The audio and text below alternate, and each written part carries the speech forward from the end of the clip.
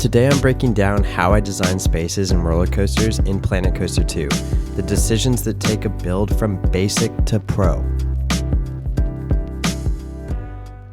Alright, so whenever I start a build, the first thing I look for is one element that sells the entire space. So for this was the domes. This is the first thing I thought of when I had the idea for the ride. I needed these 2 domes and a ride that flew through them just like this. So this is where the whole project started, and typically how I start every project. You need that big focal point, the first impression, and the visual anchor that's going to hook guests into this space. All right, so once that focal point is set, everything else has to support how guests move through the space. So you have a pretty wide entrance here. Something that adds a lot of realism is build ramps for your guests. Not everybody can take the stairs, so focus on that to add a lot of realism to your space. So this is huge. So this space has a lot of flow. You have the entrance to the right, you got the gift shop up here to the left, you have all your food up here, you have restrooms, drinking fountain, tables. So guests are coming in to the right to the ride, they're exiting to the left here. Food straight up to the left, tables to the right. Guests are flowing in and out. So one of the fastest way to improve a space is stop building everything flat. Planet Coaster really just makes you start out with a super flat land. Really be intentional about your elevation changes. So this is great. So when you're up here in this space, you are at Mission Starfall. You are not down here at the entry lake. You are not there at, the main entrance. You are up in Mission Starfall. So even when you're up here, you're getting food. You are above the people down there. You are in your own space because you're elevated. You can look down on the people getting into the ride. You can look up at the people on the ride. Really focus on these elevation changes, and they break up your space in a really great way. So elevation changes take care of the layout, but you also want to focus on making your parks feel alive. Real parks are overstimulating in a good way, but it's all really intentional. So think about your movement, your lighting, your sound, your layered visuals. So when you're up here at Mission Starfall, you've got the ride above you, you've got the space mural in the back, you've got the entrance sign here, little rockets coming out of the ship, you've got your neon sign up here. That's just for the outside, and we're not even talking about what's on the inside yet. So that's key. A lot of that realism comes from details that most guests never consciously notice. So that's when this comes in mind. Focus on realism, on the spaces that you will see but guests won't see. So up here I made a whole custom rooftop with custom AC units, piping, supports, and even down to the realism of these decals down here to simulate water damage, roof damage, sun damage. Focus on these things because I promise you these will make your parks go from beginner to pro level so quickly. We don't need these exit stairs, but they add so much. Obviously, this is just the start of this project, so it's kind of bare for now, but we will be adding way more.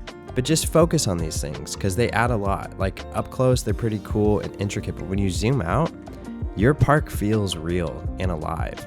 And once this park is kind of complete, we want to see all the backstage. Like that is a huge part of what makes these parks feel alive and realistic. At any point, if you feel like something's off, that's usually my cue to step back and rethink it. I've scrapped hours of work more times than I can count, and that's just part of the process. Like I'll build out things completely. I'll put on the screen here what some of this ride used to look like, and even the queue. I wasn't happy with it after I slept on it. So trust your taste. Don't protect the time that you spent.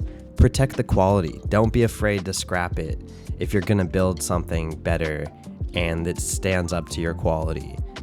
That same mindset matters even more once you start designing the ride. So we'll start with the identity of your ride.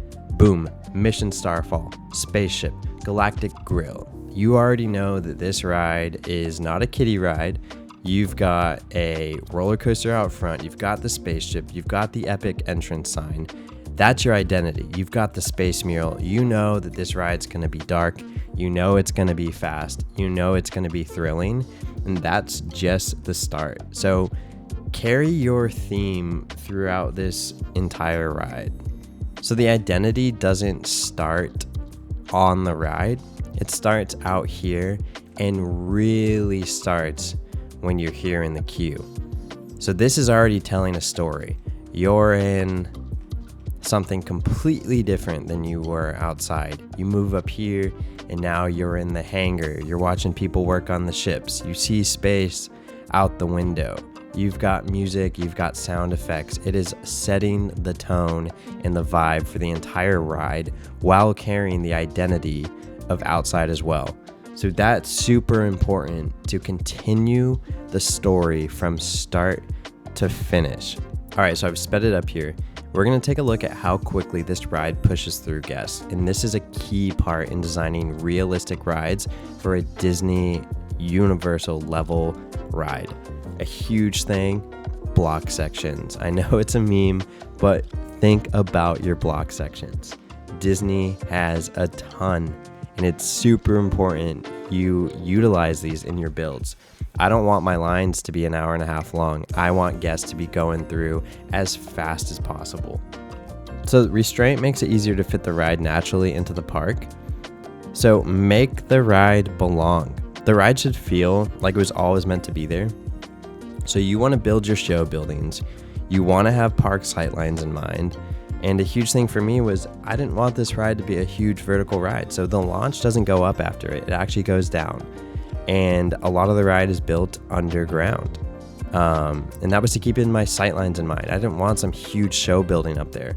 This is already a huge building, but it's split up by these domes, the murals, the ride. Like, even with this being the only thing in the park, it doesn't look like some huge eyesore. And when you take a look at it from here, like, yeah, it doesn't look massive, even though it's a pretty big footprint. We've done a good job containing it into separate show buildings, and it's all going to cohesively fit into your park. So think about that when you're building. Think about how large something is. Think about what a guest over here is going to think about this. The final check for me is whether this really feels like something that could exist. I'm not trying to build fantasy. I'm trying to build believable fantasy. All right, when I talk about believable fantasy, I'm talking about supports, emergency exits, lighting, your whole infrastructure inside these show buildings. Like, I did not need to have custom catwalks that go to an exit door, and I did not have to have this catwalk have stairs that come up and connect to this catwalk that also connects to the catwalk down here, and have this block section over here have its own stairway up that goes to an emergency exit. But these are all the things that complement your ride and take it from something beginner and into pro. This is huge. Focus on the realism in the parts that don't matter, because they actually do matter when they all come together. It really changes your parks in an almost background sense. You may not focus on it, but it's there and it really does change it. All right, so when all these pieces come together, it stops feeling like a project and starts becoming a place. Like, this kind of feels real. This is my first part of Dream Park, and it's already feeling alive and lived in. It has its identity, it has its realism, and it has set the tone for what this park is going to be. So when all these pieces come together, the build stops feeling like a project and starts becoming a place.